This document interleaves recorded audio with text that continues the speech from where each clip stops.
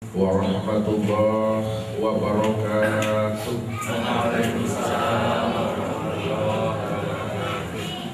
Alhamdulillah, alhamdulillahilladzi arsala rasulahu bil huda wa dinil haqq liyuzhirahu ala dini kullihi. Arsalahu basyiran wan nazira wa da'iyan ila Allahi bi idnihi wa sirajan munira. Asyhadu an la ilaha illallah wahdahu la syarika lah, lahu mulku wa lahul hamdu yuhyi wa yumiitu wa huwa ala kulli syai'in qadir. Wa asyhadu anna Muhammadan abduhu wa rasuluhu la nabiyya ba'da. Faqala Allah ta'ala fil Qur'anil Karim, a'udzu billahi minasy syaithanir rajim. Bismillahirrahmanirrahim. Wa aqim wajhaka lid-dini hanifan fitratallahi allati fataran nasa 'alaiha la tabdila li khalqillah zalika dinul qayyimah walakin aktsaran nasi la ya'lamun. Shadaqallahul azim. Saudara-saudaraku, ibu bapak, jamaah tauhid rahimakumullah. Setelah kita dapat dan mampu melatih, mengasah dan mengasuh jiwa kita 1 bulan di bulan Ramadan, maka dengan masuknya bulan Syawal ini, di mana kita telah dapat dan mampu pula memahami akan hakikat jati diri kita kembali, bahwa hakikat jati diri kita adalah fitrah, adalah suci dan bersih, maka hendaklah pulang dan kembali kepada Rabb-Nya juga berada dalam keadaan fitrah, suci dan bersih.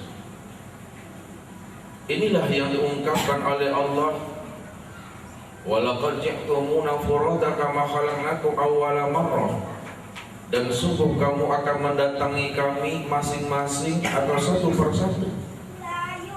Jikalau kamu akan pulang dan kembali kepada aku untuk menemui aku masing-masing dan satu persatu, maka hendaklah kamu pulang dan kembali itu seperti bayi yang terlahir kembali. Bayi yang terlahir dari rahim ibunya itulah bayi dalam keadaan fitrah dan suci, yang tidak pernah membawa dosa, noda dan maksiat. Begitulah mestinya kita pulang dan kembali kepada Allah seperti bayi yang baru terlahir kembali dari rahim ibu kita.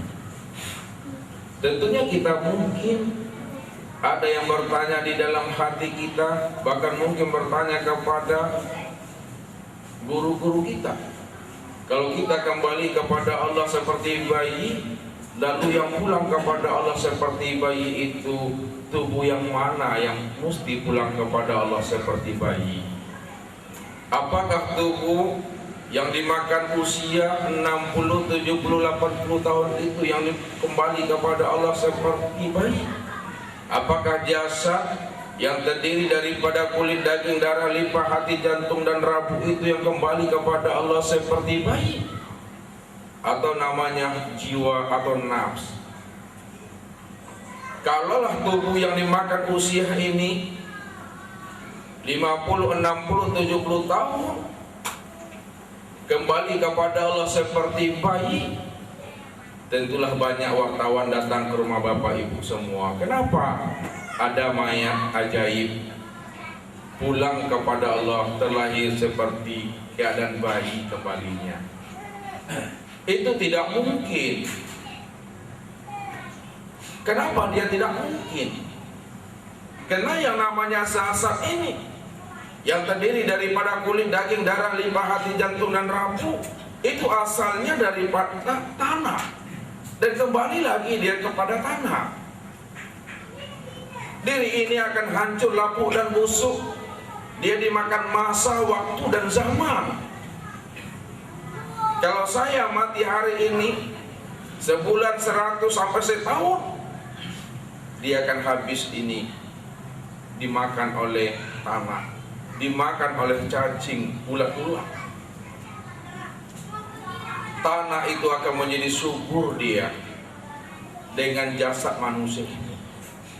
Apapun yang kita tanam di atasnya, kalau tanah itu telah subur, sayur kita tanam subur dia. Sayur dimakan oleh ayam, ayam dimakan oleh manusia. Manusia buat manusia baru kembali, hidup kembali, kemudian mati kembali, menjadi pupuk dia kembali. Subur tanah itu kembali. Ditanam sayur, ditanam kangkung. Sayur kangkung dimakan oleh kambing, kambing dimakan oleh manusia. Manusia buat manusia baru kembali, hidup kemudian mati kembali, tetap dia akan menjadi pupuk kembalinya. Itu siklusnya sampai hari kiamat. Maka yang kembali kepada Allah seperti bayi terlahir kembali, itu adalah nafs, itu adalah jiwa, itu yang ruh. Karena jiwa itu adalah ma'rifat, ia mengenal akan Tuhannya yang menciptakan alam dan menjadikan dirinya. Kalaulah nafs dan jiwa itu kembalinya kepada Allah dalam keadaan fitrah, itulah manusia yang beruntung di sisi Allah. Ia telah mampu memulangkan akan rahasia amanah dirinya kepada yang punya rahasia amanah. Itulah Allah Azza wa Jalla. Maka setelah kita mampu melatih, mampu mengasah dan mengasuh jiwa kita di bulan Ramadan, maka datangnya bulan Syawal ini kita kembali kepada fitrah. Karena kita telah mampu mengenal akan hakikat jati diri kita kembali. Disitulah Bapak Ibu mendapatkan ampunan dan keridhaan Allah Ta'ala. Kalau kita telah mendapatkan ampunan dan keridhaan Allah Subhanahu wa Ta'ala, maka hati dan jiwa kita ini mampu melakukan mi'raj rohani dengan rohnya. Dia mampu menembus 7 petala langit dan bumi. Dirinya ini di luar daripada orbit bumi. Karena jiwa yang suci, nafs yang suci, ruh yang telah mengenal akan Tuhan dan rohnya, dia tidak akan pernah diikat oleh dimensi waktu dan ruang. Kecepatannya itu kata Allah, warruhu ilaihi fi yaumin kana miqdaruhu 50,000 sana. Jiwa yang fitrah, jiwa yang suci, jiwa yang mutmainnah, dia mampu menjadi tamu Allah dan kekasih Allah. Dia mampu melakukan mi'raj rohani dengan rohnya. Setiap waktu, menit dan detik daripada perjalanan kehidupannya, kecepatan jiwa yang suci itu adalah 50.000 tahun kecepatan cahaya kilometer per detik. Lebih cepat daripada cahaya, lebih laju daripada cahaya. Kalau cahaya kecepatannya per detik 300.000 km per detik, tapi kecepatan nur, kecepatan jiwa, kecepatan nafs itu 50.000 tahun kecepatan cahaya kilometer per detik. Disitulah jiwa yang fitrah dan suci itu mampu menjadi tamu Allah dan kekasih Allah. Karena ia telah bisa melepaskan dirinya dari tawanan hawa nafsu. Dia telah bisa melepaskan dirinya daripada kungkungan kendali daripada nafsu syaitonia, nafsu hewania, nafsu bahimah. Dia tidak lagi menjadikan dirinya ini sebagai sampah dunia. Dia tidak akan lagi mau membenturkan hawa nafsu yang rendah dan cinta dunia yang berkelebihan. Begitulah ia telah dibimbing dan dituntun oleh Allah, Roh Tuhan yang menciptakan alam dan menjadikan dirinya. Disitulah ia tidak ada batas, tidak ada lagi tembok pemisah dan pembatas antara dirinya dengan Tuhannya. Kaifa yarhalu ilallahi wa huwa muqabbalun bisahwati. Bagaimana mungkin jiwa ini akan mampu menembus 7 petala langit dan bumi? Bagaimana mungkin jiwa ini akan mampu melakukan mi'raj rohani dengan Allah? Jikalau jiwa ini dikekang dan dikendalikan oleh hawa nafsu, jikalau diri ini ditawan oleh hawa nafsu kita, maka selama itu kita tidak akan pernah mampu menjadi tamu Allah dan kekasih Allah.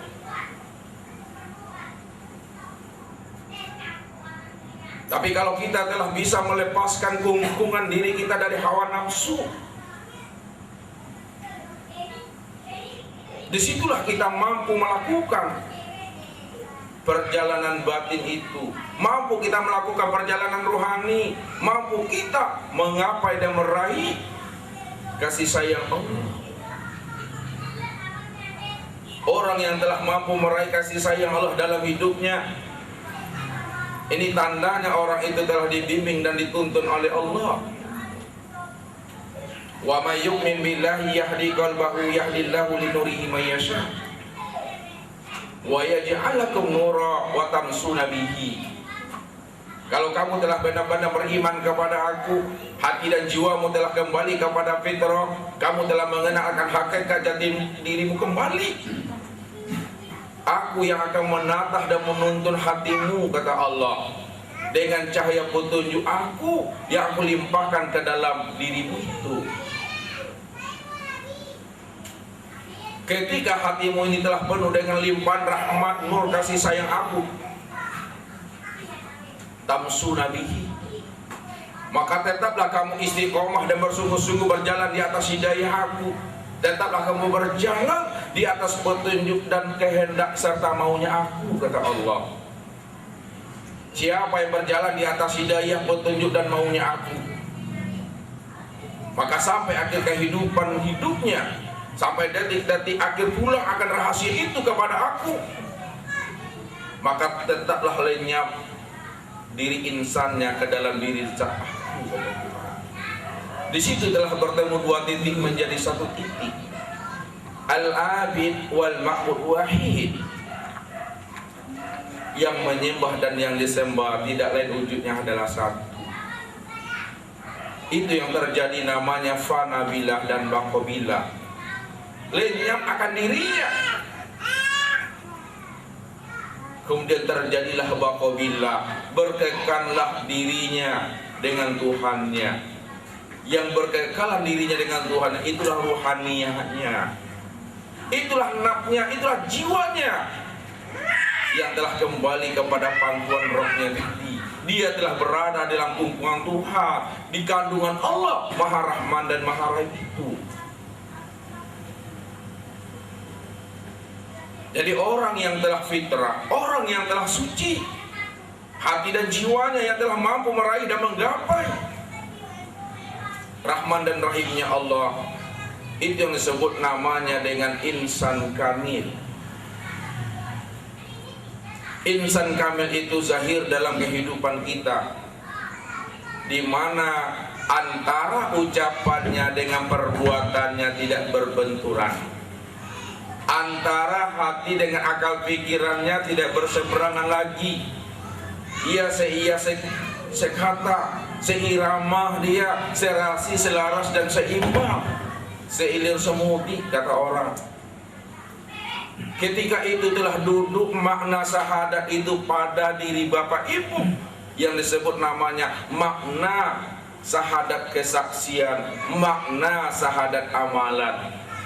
Jauh dari dirinya makna syahadat teori dan syahadat komitmen itu. Kenapa? Karena hatinya telah tenggelam di dalam nur cahaya makrifat Tuhannya. Man anta wa man ana, anta ana anta. Itulah makna yang hakikinya. Al-abid wal ma'bud wahid, la mawjud illallah.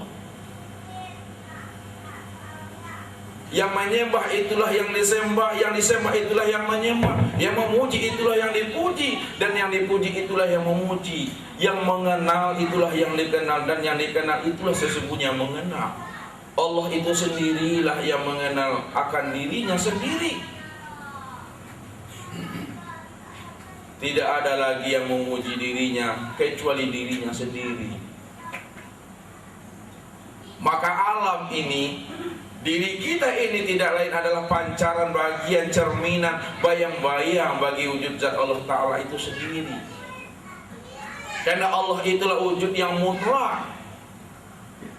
Wujud selain daripada wujud Allah itu adalah wujud bayang-bayang. Dia tidak bisa memberikan bekas. Kalaulah wujud selain daripada wujud Allah itu tidak mutlak, hanyalah bayang-bayang, maka wujud bayang-bayang itu kembali kepada wujud yang mutlak itu. Itulah wujud sekalian wujud yang nyata dan sekalian yang nyata. Itulah wujud Allah Ta'ala. Allah itulah wujud yang mutlak itu. Maka pulangkanlah wujud yang tidak mutlak ini kepada wujud yang mutlak. Pulangkanlah hakikat rahasia diri ini kepada yang punya rahasia hakikat ini. Itulah Allah Ta'ala. Barulah kita hidup jaya mati sempurna di dalam rahman dan rahimnya Allah. Disitulah Bapak Ibu mampu merasakan hidup yang tidak ada jarak dan batas antara dirinya dengan Tuhannya. Itu yang namanya insan kamil.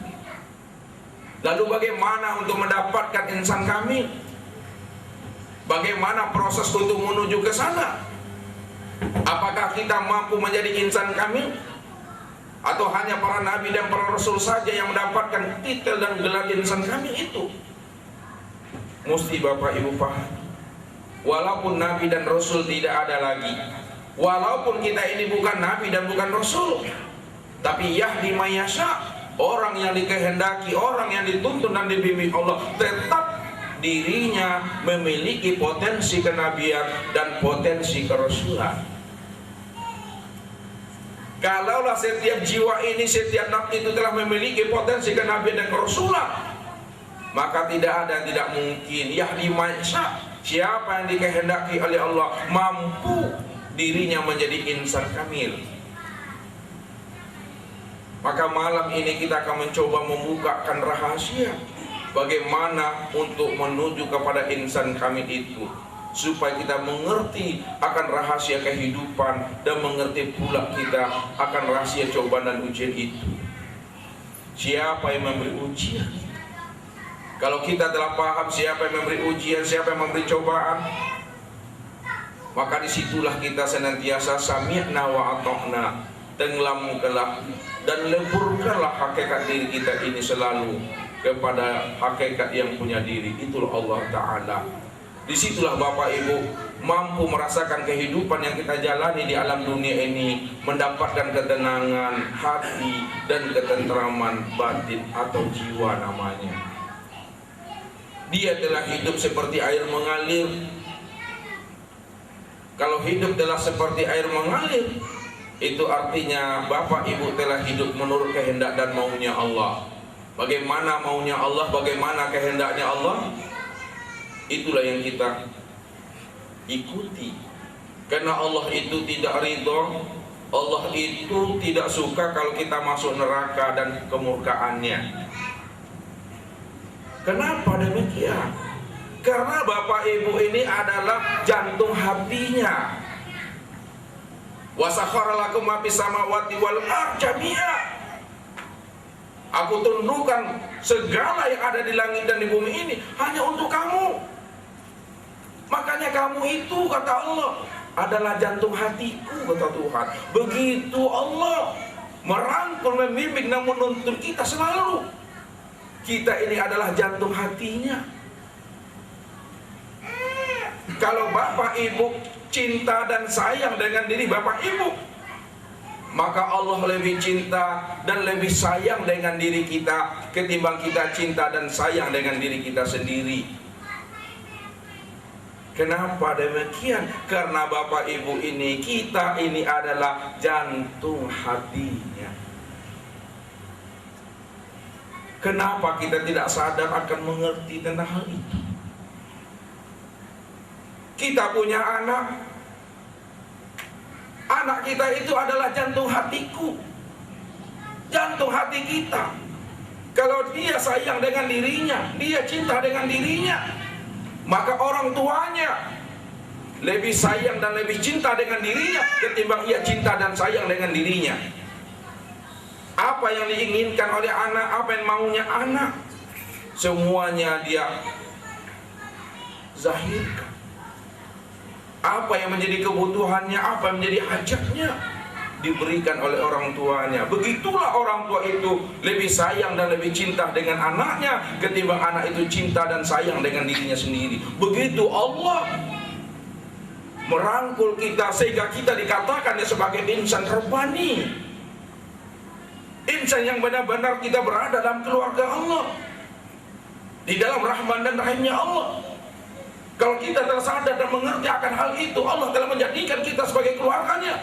Kenapa ada sebahagian manusia yang tidak mau menjadikan dirinya sebagai jantung hatinya Tuhan? Kenapa ia tidak mau menggunakan akal pikir dan hatinya untuk membaca begitu sayangnya Allah dengan kita, begitu rindunya Allah dengan kita, supaya kita selalu berada dalam pangkuannya, selalu kita berada dalam rahman dan rahimnya itu. Orang yang diberikan Allah hidayah dan petunjuk itulah yang akan paham dan mengerti akan hakikatnya. Dia tidak takut akan neraka dan siksanya, tapi yang ia takutkan dalam hidupnya ini, kalau lepaslah kasih sayang Allah itu ke dalam dirinya, Allah tidak lagi merangkul dalam kehidupannya. Jauhlah rahmat Allah dengan kita, dekatlah keburukan Allah dengan kita, maka diri ini akan berada dalam kegelapan selalu.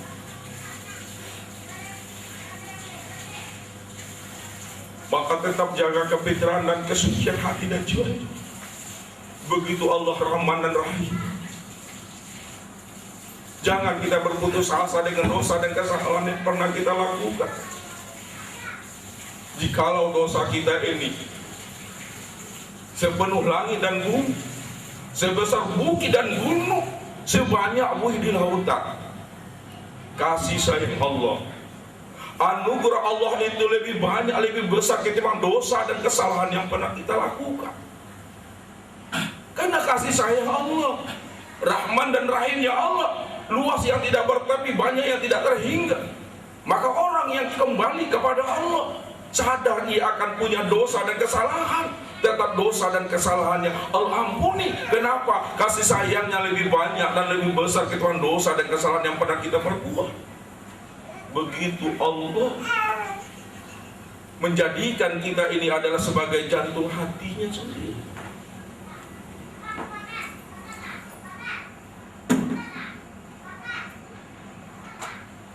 Jadi apa yang kita lakukan dalam kehidupan ini? Coba kita menilik ke dalam. Untuk siapa kita hidup? Apa tujuan kita hidup? Kemana akhir kehidupan kita ini? Akhir kehidupan kita dan akhir kehidupan seluruh alam ini, ia akan kembali kepada Allah. Allah itulah tempat kembalinya seluruh alam. Karena Dia adalah wujud yang mutlak. Dialah yang menjadikan segala sesuatu yang ada ini, yang zahir, yang batin, yang awal maupun yang akhir. Maka Allah itulah tempat kembalinya seluruh alam, tempat kembalinya seluruh makhluk. Karena Dialah yang awal, Dialah yang akhir, Dialah yang zahir, dan Dialah Allah yang batin dalam kehidupan alam ini. Jikalau hati dan jiwa ini telah lurus hadapnya kepada Allah,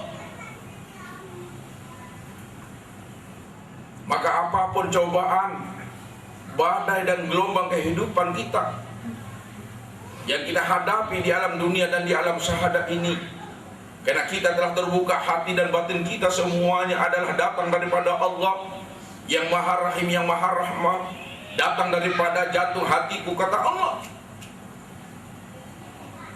Maka pandanglah semuanya itu penuh dengan kasih sayang. Pandang itu dengan Rahman Rahimnya. Jangan lagi ada bapak ibu yang berburuk sangka dengan Allah. Kalau kita berburuk sangka dengan Allah, kepada siapa lagi kita minta tolong?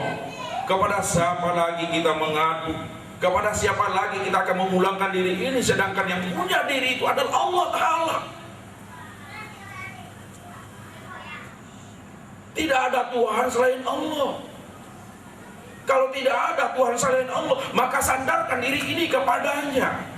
Sandarkan diri ini kepada Allah yang maha kuat, yang maha perkasa, yang maha tahu. Jangan sandarkan diri ini kepada makhluk. Makhluk itu lemah, makhluk itu habis dimakan masa, waktu, dan zaman. Kalau kita bersandar di dinding, bersandar kita di pohon dan di tiang, andai kata terjadi gempa, maka dinding, tiang, dan pohon itu akan hancur dan roboh dia. Karena dia dimakan masa, waktu, dan zaman. Karena dia adalah tidak abadi kekokohannya. Tapi kalau kita bersandar kepada Allah, bagaimanapun gempa,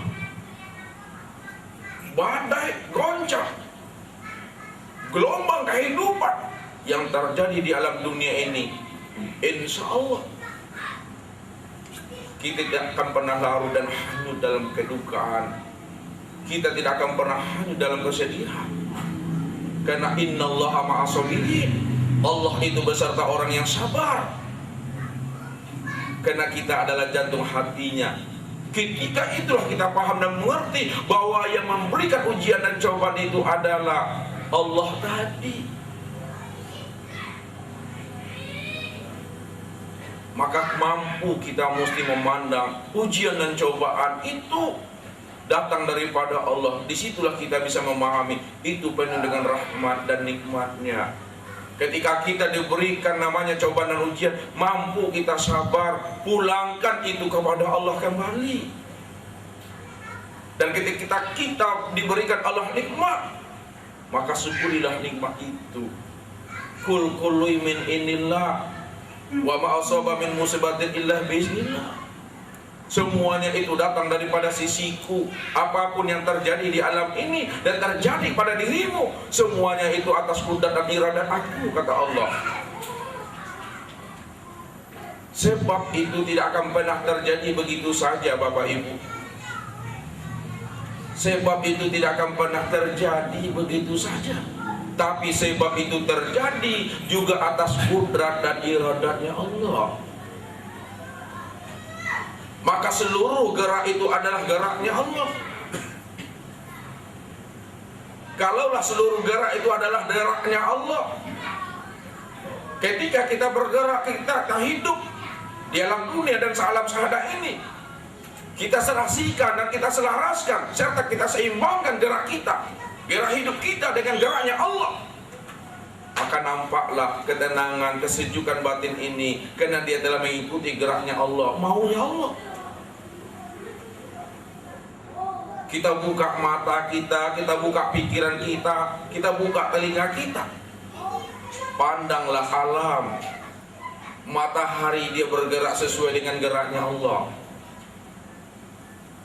Bulan, bintang, bumi ia bergerak sesuai dengan geraknya Allah. Begitu indahnya.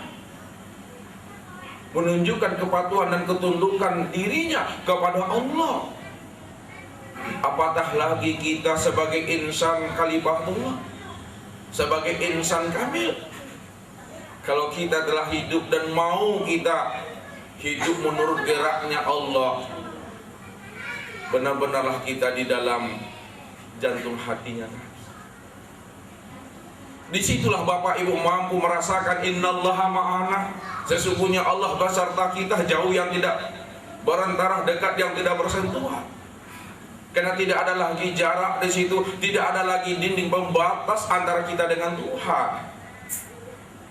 Kalau ada yang mengatakan bahwa antara kita dengan Allah itu ada jarak dan batas, ada sesuatu yang membuat hijab antara kita dengan Allah, itu sebenarnya adalah dugaan dan sangkaan kita saja. Mungkinkah bayang-bayang pohon di dalam air dapat menghambat lajunya sebuah perahu? Kalau ada yang mengatakan bayang-bayang pohon yang ada di dalam air menghambat lajunya perahu, itu sebenarnya adalah sangkaan dan dugaan kita terhadap bayang-bayang pohon itu. Sebenarnya bayang-bayang pohon tidak akan pernah menghambat lajunya sebuah perahu. Apa maknanya? Segala sesuatu yang wujud ini selain daripada wujud Allah tidak akan pernah mampu membentengi, membatas dan membuat tabir dan hijab itu antara kita dengan Allah. Siapa yang mengatakan mursyid itu yang menghambat jalannya rohani seorang abdi Allah kepada Rabbnya, itu adalah dugaan yang salah dan keliru sebenarnya. Untuk berhubungan dengan Allah, untuk mencintai Allah, tidak sulit dan tidak butuh birokrasi yang rumit-rumit. Karena yang Allah minta adalah keikhlasan kita sebenarnya. Sejauh mana kamu menyatakan dan mengakui serta mengiyakan bahwa sesungguhnya kita ini adalah jantung hatinya. Kalau kita belum merasakan akan hal itu, maka jauhlah dari kehidupan yang robbani itu sebenarnya. Maka selalulah tilik ke dalam diri Bapak Ibu, supaya kita mampu merasakan akan kehidupan hidup bersama Allah ini. Jangan kita memperturutkan rasional kita, jangan kita mengikuti hati kita, jangan kita mengikuti nafsu kita. Tapi mencobalah kita menilik mendalam ke dalam kolbi itu, ke dalam latifatul qulub itu. Maka jumpalah di situ namanya sir, dan sir itulah ana. Sir itu aku, kata Allah. Barulah kita bisa merasakan hidup bersama Allah. Geraknya kamu adalah geraknya aku.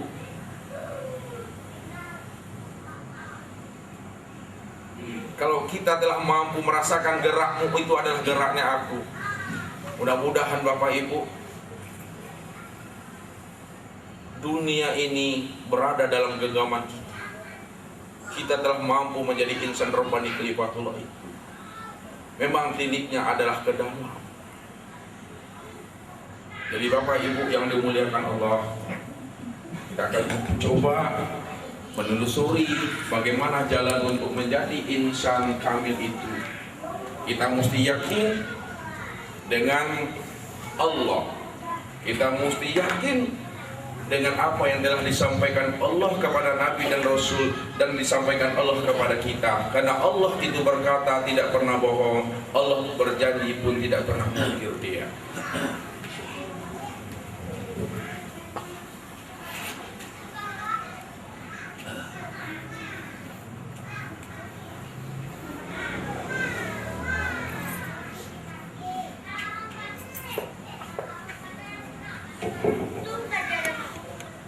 Allah ini insan. Allah ini adalah sebagai nurus samawati wal ard. Apa artinya dulu? Allah adalah nurus samawati wal ard, cahaya langit dan bumi. Itu artinya terjemahan. Apa makna yang tersembunyi di balik terjemahan itu? Kalau Allah itu adalah cahaya langit dan bumi, itu maknanya bahwa Allah itu adalah sumber pemberi hidayah dan petunjuk kepada penduduk langit dan bumi. Maka penduduk langit dan bumi yang dipertaruhkan Allah sebagai khalifah di alam semesta ini, inilah yang disebut namanya insan. Itu yang disebut namanya manusia sebagai khalifatullah, pengganti pekerjaan Allah di muka bumi. Kalau kita telah memegang amanah rahasia khalifah di muka bumi, maka jagalah kefitrahan diri kita ini. Jaga kesucian kita, jaga kebersihan diri ini. Karena Allah menciptakan kita ini sesuai dengan fitrahnya. Fitratallahi allati fataran nasa 'alaiha. Fitrah Allah yang telah menciptakan manusia itu sesuai dengan fitrahnya, sesuai dengan sifat-sifatnya. Allah Maha Rahman, Allah Maha Rahim.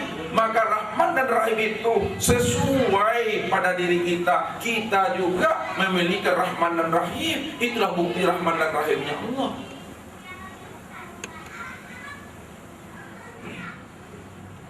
Kalaulah kita adalah sifat Rahman dan Rahimnya Allah, maka kita selalulah hidup ini senantiasa menebarkan kasih sayang dan rahmat lil alamin. Kita jaga fitrah dan kesucian itu, sehingga kita mampu meraih dan menggapai sebagai insan kamil. Jalan yang pertama yang kita mesti lakukan dalam hidup ini, dapatkanlah rasa di dalam hati itu.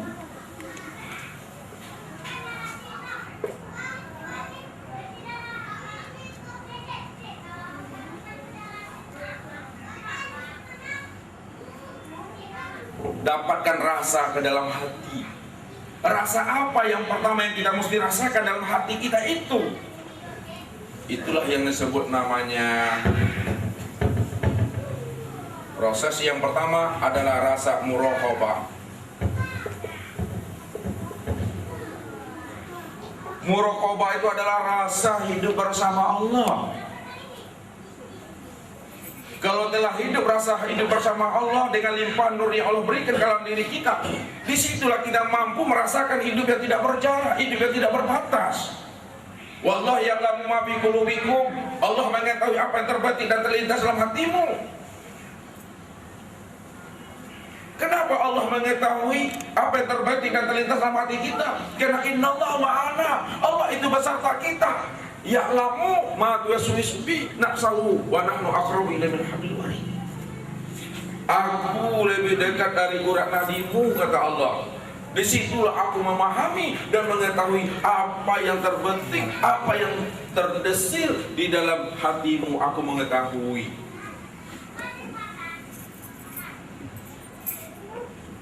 Itulah yang dikatakan Allah kepada Nabi Daud, wahai Daud, apa itu makrifat? Apa jawaban Nabi Daud? Wahai Allah, aku tidak mengerti apa itu makrifat ya Allah. Karena Nabi Daud tidak mengenal dan tidak mengerti apa itu makrifat. Apa jawaban Allah? Wahai Daud, yang dikatakan makrifat itu adalah kasabnya hatimu hidup bersama aku. Kalaulah hati ini telah kasab hidup bersama Allah, telah terbuka hijab, telah terbuka tirai, disitulah Bapak Ibu mampu memandang akan keesaan wujud zat Allah meliputi sekalian alam. Memandang akan keesaan wujud Allah meliputi sekalian alam, itu makna yang terdalam yang mampu Bapak jabarkan, yang mampu kita uraikan dalam kehidupan kita ini, bahwa ibadah yang kita lakukan ini, amal soleh yang kita perbuat itu semata-mata adalah karena Allah kita mampu. Karena Allah kita bisa sholat, karena Allah kita bisa berpuasa, karena Allah kita bisa berzakat, berhaji, berkurban, bersilaturahim. Itulah yang namanya hati telah kasab, telah terbuka akan kewujudan Allah tadi. Karena tidak bergerak benda sebesar zarah kalau tidak ada izinnya. Makanya Allah katakan, walaula fadlullahi alaikum warahmatuhu mazaka minkum min ahadin abada. Sekiranya tidak ada karunia aku dan melihat kasih sayang aku kepada dirimu, maka dirimu tidak akan pernah merasakan bersama aku. Dirimu tidak akan pernah memandang dan tidak bisa kamu memahami bahwa segala sesuatu itu kullu min inillah, datang dari sisiku. Pastilah dirimu itu bergelimang dengan dosa dan maksiat. Itulah maknanya hidup bersama Allah, hidup yang tidak ada hijab dan tirai, bahwa segala sesuatu itu terjadi semata-mata atas anugerah Allah kepada kita. Kalaulah sesuatu kebaikan itu muncul dari anugerah Allah kepada kita, belayan kasih sayang dan karunia Allah kepada kita, maka setiap ibadah yang Bapak Ibu lakukan tidak pantas Bapak Ibu untuk menuntut Tuhan dengan ibadah yang kita perbuat. Karena sebesar zarah pun tidak ada kuasanya Bapak Ibu untuk melakukan amal soleh dan ketaatan itu, melainkan kudrat iradat Allah. Ini hati yang telah muraqabah. Kalau hati telah muraqabah, maka dia akan membuahkan rasa musyahadah.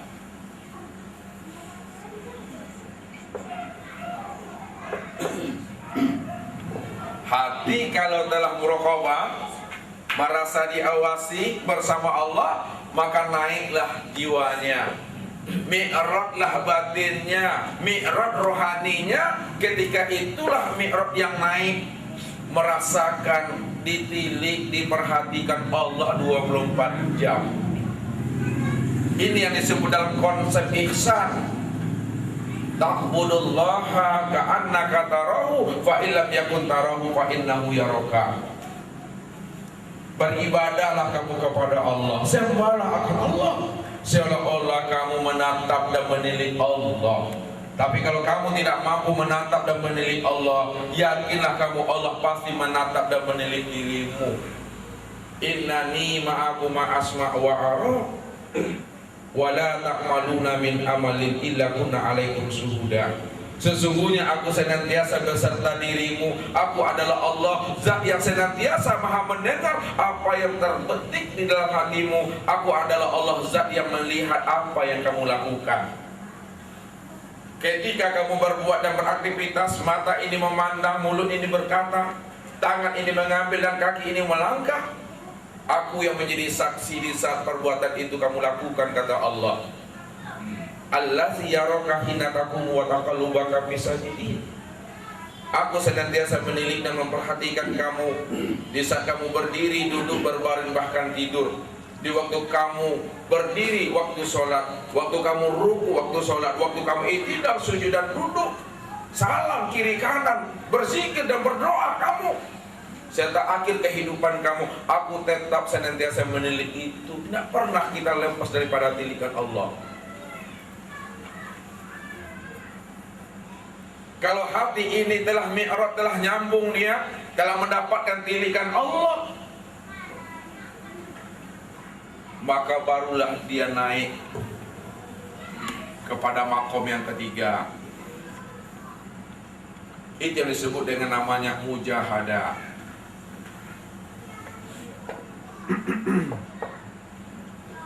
Muncul kesungguh-sungguhannya, sungguh-sungguh memulangkan akan dirinya kepada Allah, karena dia telah diperhatikan Allah, dia telah diawasi oleh Allah, dia telah berada dalam kasih sayang Allah, dia telah menjadi jantung hatinya Allah. Bersungguh-sungguh dia melakukan amaliyah, baik amaliyah yang zahir maupun amaliyah yang batin. Disempurnakannya tubuh zahir ini dengan jalan bersyariat, dan disempurnakan pula batinnya untuk tenggelam ke dalam nur cahaya makrifat Tuhannya. Itu yang bersungguh-sungguh. Tidak ada lagi kebimbangan dan keraguan tadi, semata-mata hanya untuk Allah semuanya, dari Allah, bagi Allah, dan untuk Allah. Siapa yang bersungguh-sungguh dan siapa yang istiqomah, Allah bentangkan jalan seluas-luasnya. Walladzina jahadu fina lanahdiyannahum subulana.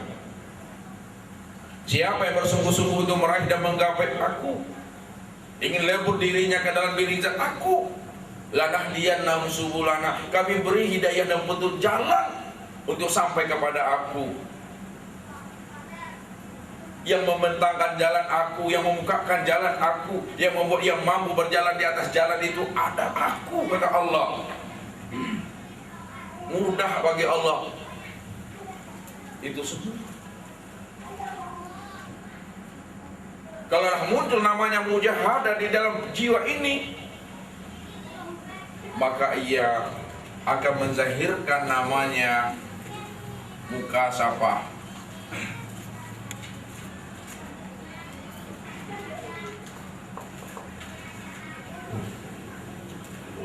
Mukasafah itu yang namanya telah terbuka tirai telah terbuka tabir, telah hancur benteng pembatas antara kita dengan Allah. Kalau udah terbuka tirai, telah hancur tembok pembatas antara kita dengan Allah. Itu artinya dibukakan Allah namanya sir, rahasia kehidupan ini. Dibukakan Allah tentang siapa kita, siapa Khalik, siapa Khalik dan siapa makhluk, siapa Allah, siapa hamba. Dibukakan Allah namanya ujian dan cobaan. Dibukakan Allah rahasia kehidupan dan dunia ini. Dunia ini penuh dengan cobaan dan ujian syariatnya. Namun hakikatnya adalah dunia ini penuh dengan peringatan dan teguran. Kalaulah dunia ini penuh dengan cobaan dan ujian, hakikatnya penuh dengan peringatan dan teguran, maka disitulah kita hidup di alam dunia ini berhati-hati. Jangan kita membenturkan hawa nafsu yang rendah dan cinta dunia yang berlebihan. Jangan kita jadikan diri kita ini sebagai tawanan oleh hawa nafsu kita. Karena Allah telah membukakan rahasia itu kepada kita. Innal hayatad dunya la'ibun wa lahwun wa mal hayatad dunya illa mata'il ghurur. Sesungguhnya kehidupan dunia itu adalah penuh dengan permainan, sandiwara dan senda gurau. Dunia ini penuh dengan onak duri. Dunia ini adalah kesenangan yang semu, kesenangan yang sementara. Kalau kita lihat kehidupan dunia yang saya dan nyata sekarang ini, tidak bandingkan dengan diri kita. Dunia ini bertambah tahunnya, makin remaja dia Bapak Ibu. Bertambah muda dia, bertambah awet dia. Makanya Bapak Wali Kota mengatakan Pekanbaru ini akan menjadi kota metropolitan. Itu menunjukkan bahwa dunia ini makin awet, makin mudah, makin remaja. Tapi tengok diri awak Pak, le awet atau bertambah lusuhnya. Bertambah lusuhnya, makin tua, makin usang, makin lapuk, mati ya tuh. Diri kita tua, diri kita lapuk, diri kita akan hancur dan mati. Dunia makin remaja. Jadi siapa yang mengikuti permainan dunia menjadi gaya agogonya, tidak tahu di diri dia dong. Itu kita mati tidak sadar, hanyut dalam lautan dosa, tipu daya dunia. Siapa yang telah terantai, tertawan diri dengan kehidupan dunia, menyesalah ia akan kehidupan akhirat itu. Dia Pak Sapui namanya Pak Sangsai di dunia sangsaro, di akhirat orang noji ke masuk surga itu neraka tantangannya. Bagalau sejuknya tuh kate nak bubucuk ke bawah, nak baureknya itu di tangan-tangan di kiri kumbang, cincai namanya. Jadi tidak bisa jadi pedoman dan contoh, tidak bisa diteladani, tidak bisa diikuti. Jadi tidak bisa jadi pedoman dan contoh. Bunga, ele tidak bisa diajar. Namanya tuh cincai namanya, bagalau hidupnya tuh. Kok tingginya, aman kok empuk kerajonya, kok kadang malindo-lindo senya tuh. Jadi kok tahu awak Bapak Ibu, pingin awak rantian kamu cucuk, batang kamu empuk tuh, ayo mengaji tuh. Diisi kau dengan ilmu, diisi kau dengan iman, diisi kau dengan skill, hidup awak tuh. Makanya Allah suruh kita ini, wattabi' sabila man anaba ilayya. Ikuti oleh kamu orang-orang yang telah tahu jalan pulang dan kembali kepada aku. Orang yang kembali kepada Allah, yang telah tahu jalan pulangnya, yang kita ikuti bukan orang yang mati, tapi orang yang batinnya telah kasab, jiwanya telah mi'raj, yang telah menjadi tamu Allah, kekasih Allah dalam setiap waktu mandi dan dari perjalanan kehidupannya. Itu yang kita ikuti.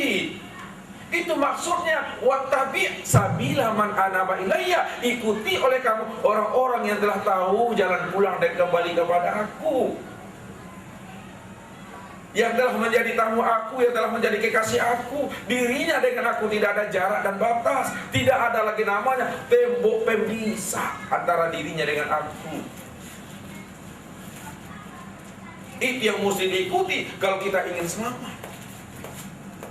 Carilah sahabat dekat.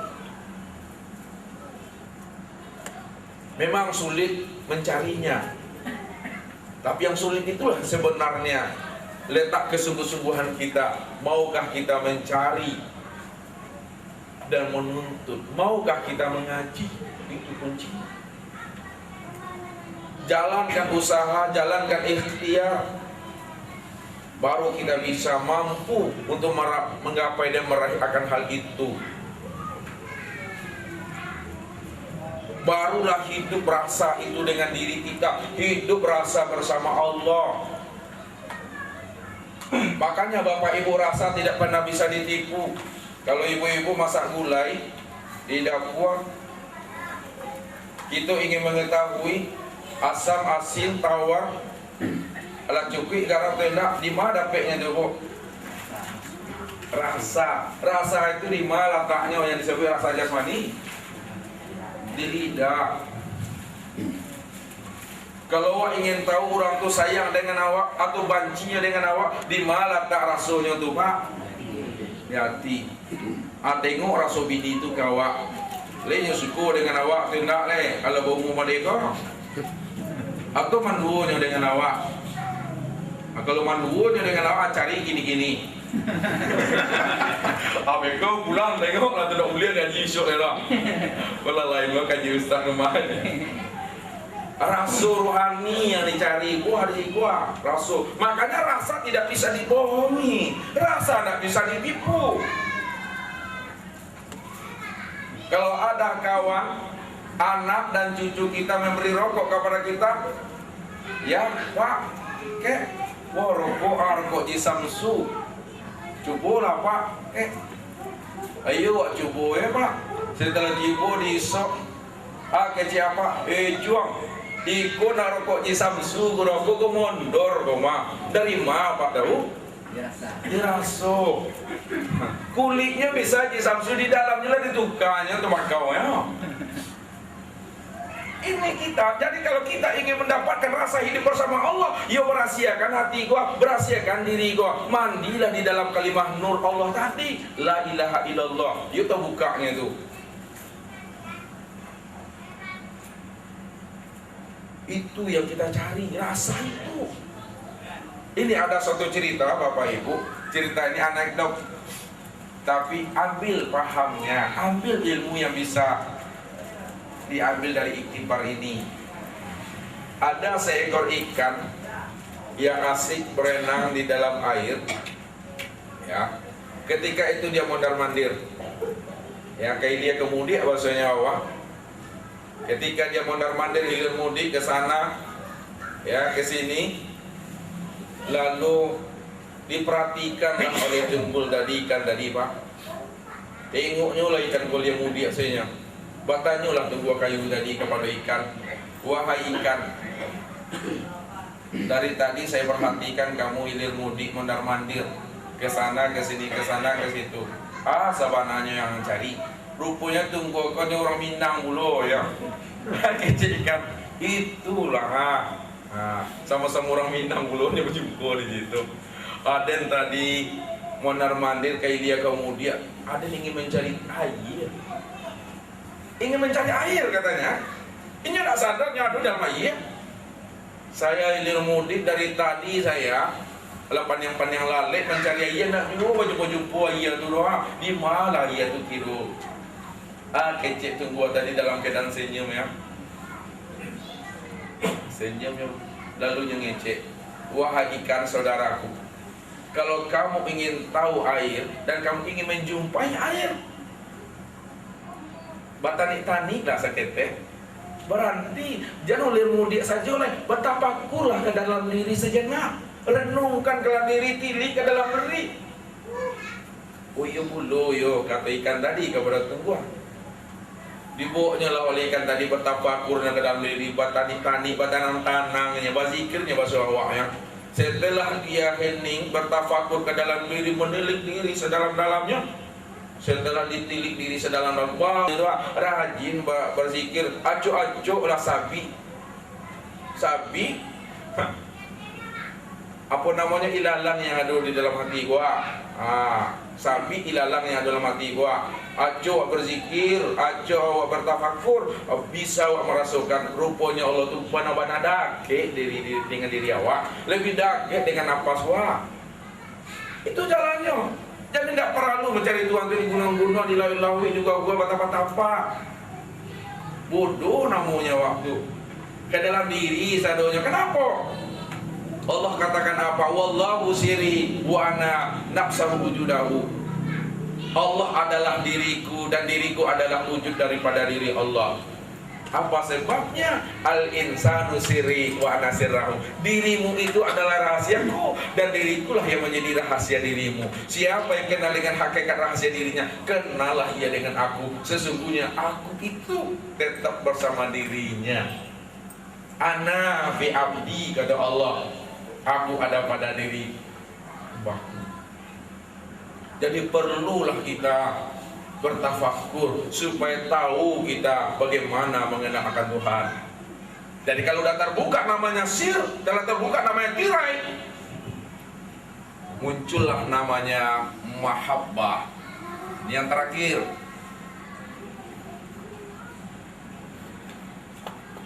Mahabbah. Mahabbah apa artinya, Bu? Iya, kasih sayang, pencinta. Muncullah cinta yang dalam.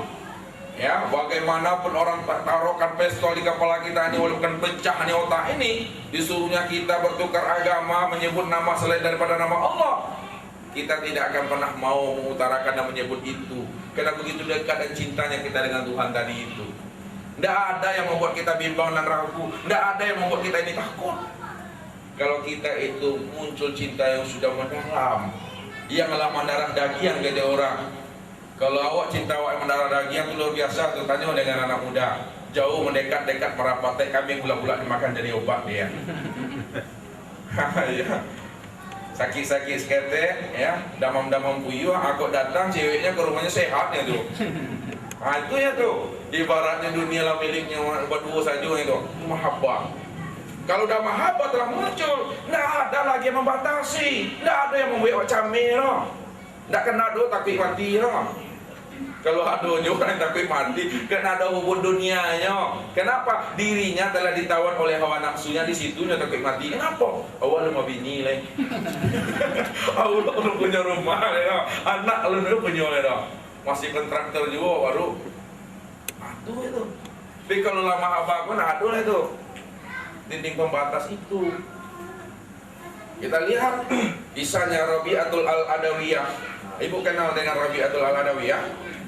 Apa Pak lagi kenal? Asamu itunya tuh. Tapi ceritanya. Rabi' Al-Adawiyah itu seorang ahli makrifat, makamnya telah duduk sampai kepada mahabbah. Ya, cinta yang mendalam, cinta yang bersangatan tadi. Ya. Ketika telah muncul rasa mahabbah di dalam hatinya ini, ya, yang telah istiqomah dia dengan Tuhannya, lalu datanglah 3 ulama kepada Rabi' Al-Adawiyah untuk melamar dan meminangnya. 3 ulama itu, yang pertama adalah, untuk diingat-ingat Bapak Ibu, ya, Hasan Al-Basri. Yang kedua namanya Malik bin Dinar.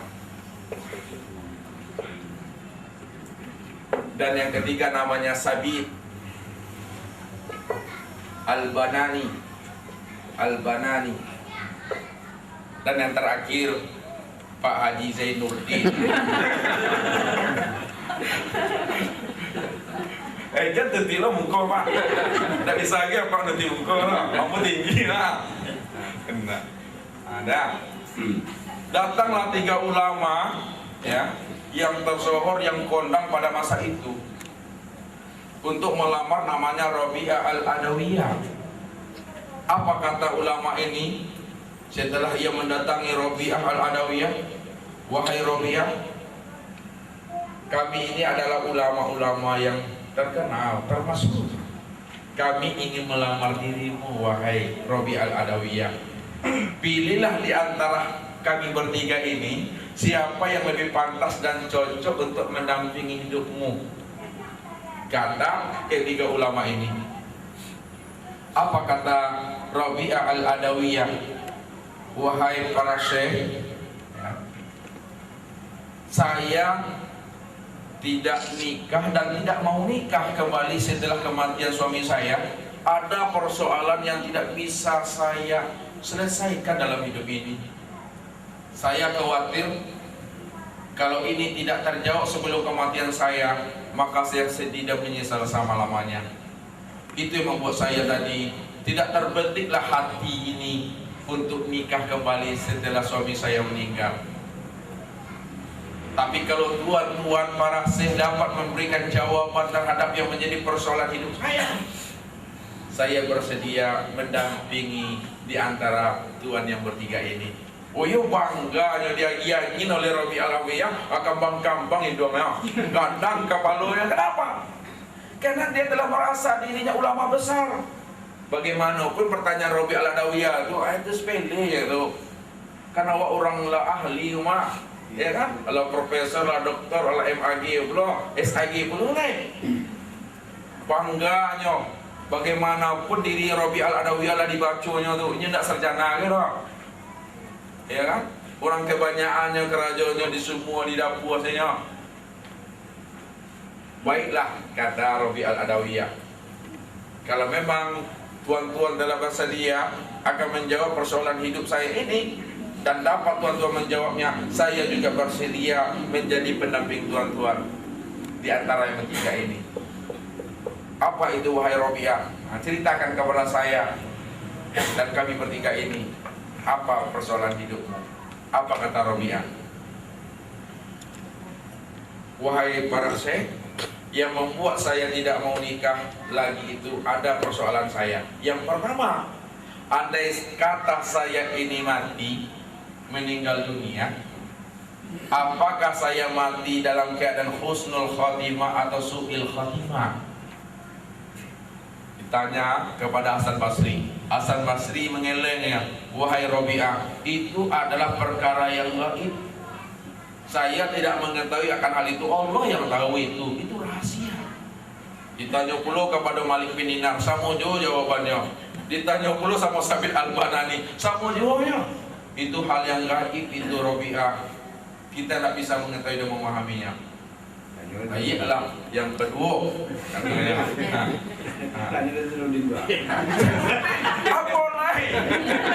Apa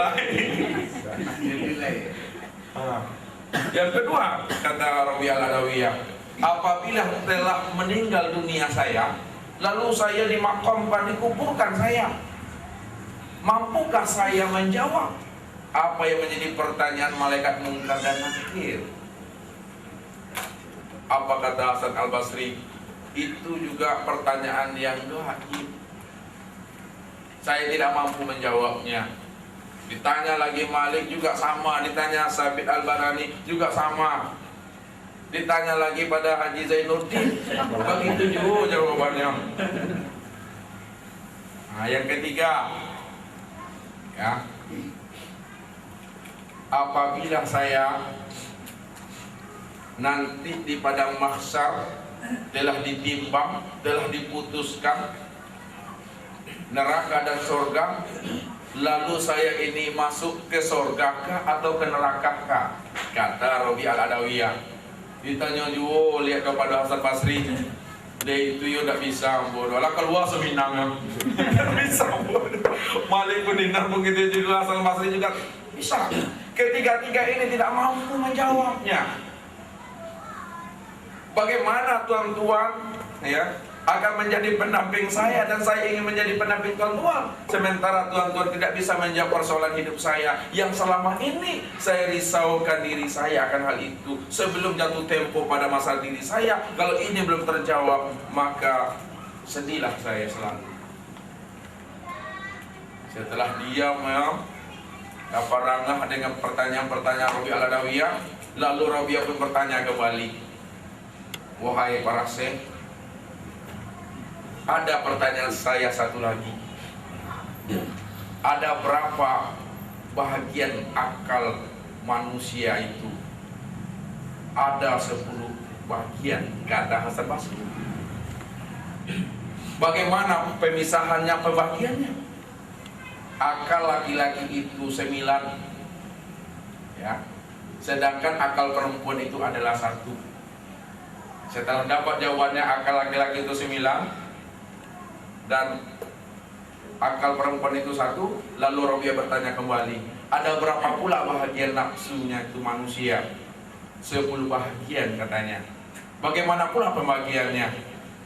Nafsu laki-laki itu 9, ya. Nafsu perempuan itu adalah 9 dan nafsu laki-laki itu adalah 1. Apa kata Rabi' al-Adawiyah? Kembali bertanya, wahai para saya ini, ya, memiliki akal yang 1 dan memiliki nafsu 9. Tapi saya mampu dengan akal yang 1 itu, mampu saya mengendalikan nafsu syahwat saya yang 9 itu. Tuan-tuan memiliki akal yang 9, hanya memiliki nafsu yang 1, tapi nafsu yang 1 itu tidak mampu tuan-tuan mengendalikannya dengan akal yang 9 itu. Marah wallah tadi, malu dimandian oleh Rabi' al-Adawiyah. Saya punya akal 1 mampu mengendalikan nafsu yang 9, tapi tuan-tuan memiliki nafsu yang 1 tidak mampu menundukkan dengan akal yang 9 itu.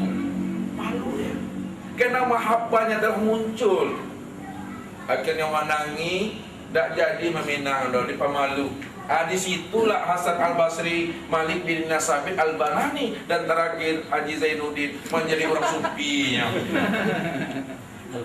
Jangan tabayang jual itu Pak Haji. Ingin saya lah pulang ke Bali. Ibu bawa ibu di rumah. Itu dia. Ingin pulang kembali kepada Tuhan tadi.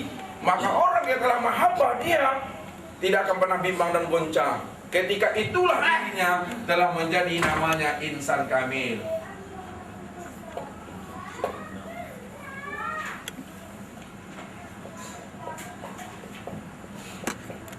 Insan kamil telah sempurna dirinya. Kalaulah katakan nafsunya, tidak lagi namanya nafsu amarah. Udah hilang nafsu amarahnya, udah hilang namanya nafsu lawamanya. Yang ada cuma adalah nafsu yang mutmainnah. Ini dia. Imannya tidak lagi namanya iman dalil, ya, iman taklid, tapi duduk imannya adalah iman ainul yakin, iman hakul yakin, dan iman kamil atau isbatul yakin. Itu dia duduknya. Maka nampaklah pada pancaran dirinya tadi, sejauh mana kesabarannya, sejauh mana keikhlasannya, sejauh mana pula kepasrahan dirinya hidup bersama Allah tadi. Mampukah dia membuka dan menguak rahasia-rahasia kehidupan ini, bahwa semua itu datang dari Allah, mesti pulangkan kembali kepada Allah. Ini yang kita jaga. Diri kita itu selalu, jangan itu kotor kembali, jangan dinodai kembali, jangan diri kita ini ditawan dan dipasung oleh nafsu kita sendiri. Rugi kita akan hidup itu. Andai kata kita mati dalam keadaan tertutup hati dan jiwa kita ini, dua alternatifnya itu, nak menjadi itu, nak jadi jin itu.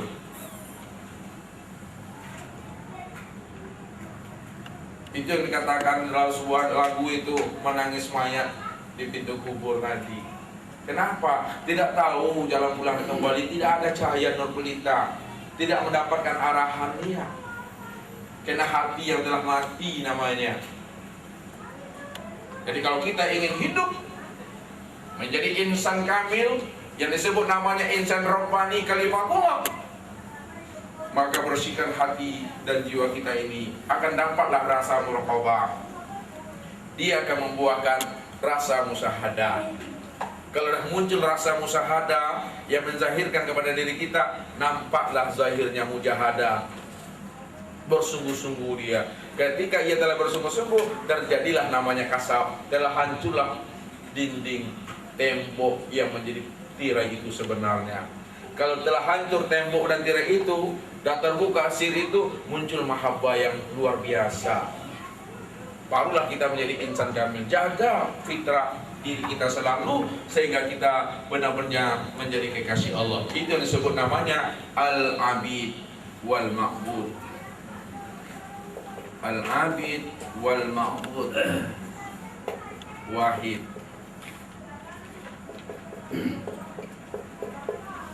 Yang menyembah dan yang disembah wahid, satu dia. Itu yang dikatakan la maujud illallah, anta ana anta. Telah bertemu dua titik menjadi satu titik. Ketika itulah terjadi namanya, pada insan kamil itu disebut namanya fana billah.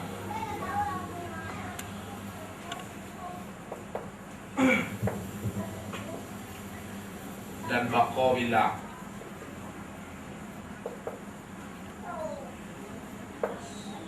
Fana bila dan baqabillah. Fana itu artinya lenyap, hilang, leburlah akan dirinya tadi, sifat-sifat ma'aninya, ya. Kemudian terjadilah baqabillah, berkekalah dia dengan Tuhannya. Yang berkekal dengan itu yang ruhaninya tadi, itulah nafs tadi itu. Dia telah lebur dalam rahman dan rahimnya Allah. Barulah kita duduk innallaha ma'ana, sesungguhnya Allah bersama kita. Sesungguhnya Allah bersama kita. Kalau Allah sudah bersama kita, alhamdulillah, mati kita, hidup kita di dunia ini, itu yang disebut namanya hidup jaya mati sempurna di dalam rahman dan rahimnya Allah. Ini saja Bapak Ibu yang dimuliakan Allah. Mudah-mudahan di awal-awal bulan Syawal ini kita tetap berada dalam keadaan fitrah selalu. Bagaimana awalnya, mudah-mudahan akhir kesudahan hidup kita juga berada dalam keadaan fitrah. Billahi taufiq wal hidayah. Wassalamualaikum warahmatullahi wabarakatuh.